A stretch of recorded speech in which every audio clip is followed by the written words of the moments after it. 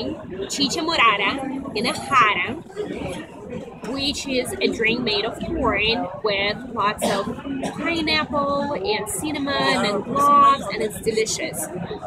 Then we're going to this incredible spicy fillings, which is called ají. Forget about all those chili peppers that you've heard of. Ají is the way to go. And creme de la creme of the dinner tonight is not the poulet rôti or whatever you call it. It's actually anticucho de corazón de res, which is the cow's heart. It's this delicious molijitas kidneys. Look at this bad boy. I'm gonna eat it right now. Rachi, stomach, and choncholi. Guess what? Tribes.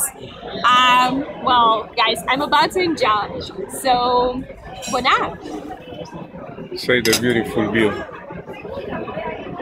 Yeah, we are in a local restaurant and we have this view. Say it.